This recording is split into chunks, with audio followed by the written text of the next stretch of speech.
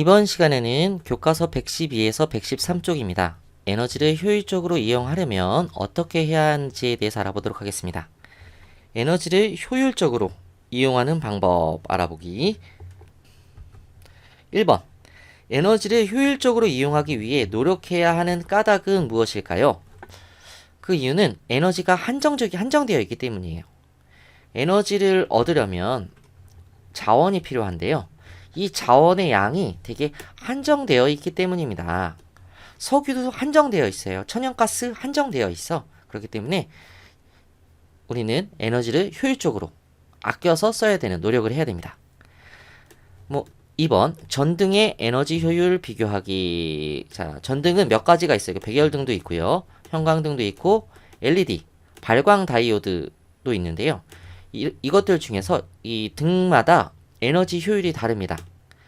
백열등 같은 경우는 전기 에너지가 100% 정도 나간다면, 그 전기 에너지 100%를 줬다면 대부분은 열의 95%는 열 에너지로 빠져나가고 실제 5%만 빛 에너지로 사용됩니다. 이거 효율이 아주 안 좋죠? 우리가 필요한 건 빛인데. 그렇죠? 형광등 같은 경우는 전기 에너지가 100%를 이렇게 줬다면 빛 에너지를 40에서 45% 정도 사용하고 나머지는 열 에너지로 빠져나갑니다. 많이 좋아졌죠? 백열등보다 형광등은. 자, 그 다음에 이게 옛날 거, 아주 옛날 거, 이게 조금 전 옛날 거, 요새 대세인 거, 가장 나중에 나온 거예요. LED, 발광 다이오드인데, 발광 다이오드는 100%의 전기 에너지를 줬다면 빛 에너지가 90%로 이용합니다. 효율이 아주 좋죠. 거의 빛 에너지로 이용하는 거야. 열 에너지는 10% 정도밖에 안 되는 거죠. 빠져나가는 게. 우리는 백열등이나 형광등이나 LED는 모두 빛을 비추기 위해서 이걸 쓰는 거잖아요. 그러니까 효율이 가장 좋은 게 뭐야? LED가 가장 좋죠. 그리고 그 다음은 형광등, 백열등은 가장 나빠. 5%밖에 안 돼. 오케이? 자, 발광 다이오드. 여기 LED가 발광 다이오드예요. 발광 다이오드, LED는 다른 전등에 비해 열 에너지로 전환되어 손실되는 에너지의 양이 적습니다. 그래서 가장 효율이 좋은 건 LED, 그 다음은 형광등, 가장 안 좋아 백열등. 자, 요것도 잠깐 읽어봅시다. 전등은 전기 에너지를 빛 에너지로 전환해 이용하는 기구이지만 전기 에너지의 일부는 열 에너지로도 전환됩니다. 하지만 백열등 같은 경우는 대부분 열 에너지로 전환이 되는 거지? 그렇죠? 자, 그러면 이제 3번 봅니다. 사람들이 에너지를 효율적으로 이용하는 경우는 이렇게 LED, 발광 다이오드를 쓰는 경우도 있고요. 그러니까 에너지 소비율이 높은 전기기구를 이용해서 에너지를 효율적으로 쓰는 경우도 있고요.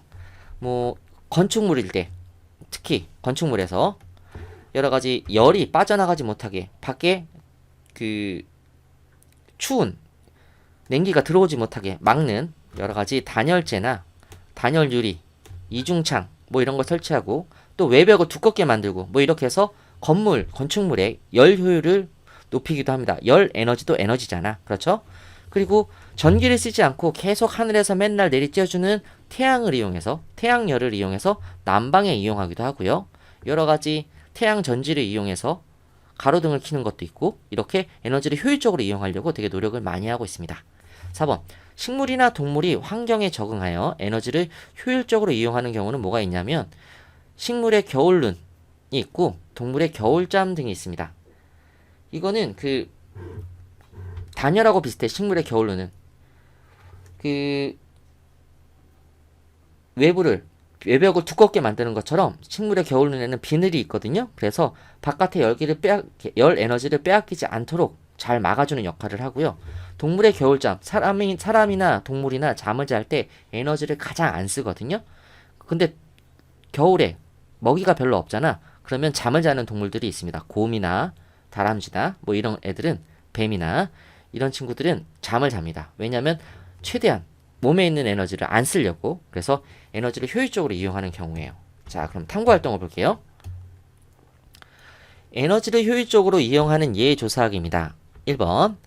에너지 효율 표시가 붙어있는 전기기구를 조사해 봅시다. 어떤 거에는 이렇게 에너지 절약이라는 표시가 붙어있고 어떤 거에는 이렇게 에너지 소비 효율 등급 이런 표시가 붙어있습니다. 1등급이 제일 좋은 거예요. 5등급이 제일 나쁜 거야. 이건 사면 안 돼. 무슨 말인지 알겠죠? 보통 1등급이나 2등급 이 정도. 2번. 건축물에서 에너지를 효율적으로 이용하는 예를 조사해 봅시다. 아까 말씀드렸죠. 뭐 이중창이라든지 단열재를 사용한다든지 뭐 이런 것들. 3번. 식물이나 동물이 환경에 적응하여 에너지를 효율적으로 이용하는 예를 조사해 봅시다. 이것도 말씀드렸어요. 겨울눈, 식물의 겨울눈, 그리고 겨울잠, 동물의 겨울잠. 탐구 결과 에너지 효율 표시가 붙어있는 전기기구를 조사해 보면 뭐 전기밥솥은 1등급, 냉장고 1등급, 냉방기 2등급, 공기청정기 2등급. 그 에너지 절약 표시가 붙어 있는 거는 전자레인지, 컴퓨터 뭐 여기에 있습니다. 이것만 그냥 조사해 보면 되고요. 자, 2번. 건축물에서 에너지를 효율적으로 이용하는 예를 조사해 보기. 이렇게 이중창이 있습니다. 앞에서 간단하게 넘어갔는데 창이 이렇게 두 개로 돼 있어. 그렇기 때문에 이 창과 창 사이에 공기가 들어 있잖아요. 공기가 들어 있으면은 이 바깥쪽과 이 안쪽이 서로 열을 전달하기가 되게 어렵습니다. 하나로 되어 있는 것보다 가운데가 공기로 꽉 차 있으면 열 전달이 되게 느려지거든요. 그렇기 때문에 건물 안에 열 에너지가 빠져나가지 않도록 할 수가 있습니다. 완전히 빠져나가지 않는다는 얘기는 아니야. 근데 거의 빠져나가지 않습니다. 그 다음에 단열재가 있습니다. 건물 안에 벽 안에 넣는 건데요.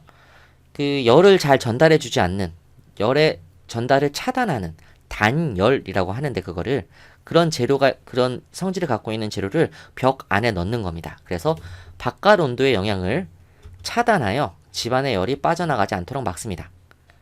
뭐 이거 말고도 아까 말씀드렸죠. 벽을 더 두껍게 만든다던가 뭐 이런 것도 있고요. 그리고 뭐 태양열을 이용해서 태양열 난방을 한다던가 이런 것도 있습니다. 자, 그 다음에 3번. 식물이나 동물이 환경에 적응하여 에너지를 효율적으로 이용하는 애. 겨울눈. 목련인데요. 이거는 목련의 겨울눈. 겨울눈의 비늘은 자세히 보면 비늘이 있는데 추운 겨울에 어린 싹이 열 에너지를 빼앗겨 어는 것을 막아줍니다. 열의 전달을 막아주는 역할을 해요. 겨울잠 같은 경우는 여기 다람쥐가 잠자고 있죠. 동물을 먹이를 구하기 어려운 겨울 동안 자신의 화학 에너지를 더 효율적으로 이용하고자 겨울잠을 자기도 합니다. 겨울눈이 있고 그리고 겨울잠이 있습니다. 3번 더 생각해보기. 에너지를 효율적으로 이용했을 때 좋은 점은 무엇일까요? 당연히 난방비를 줄일 수 있어요. 그리고 자원도 아낄 수 있고요. 그리고 전기 에너지를 만드는 과정에서 일어나는 환경 오염을 줄일 수 있습니다.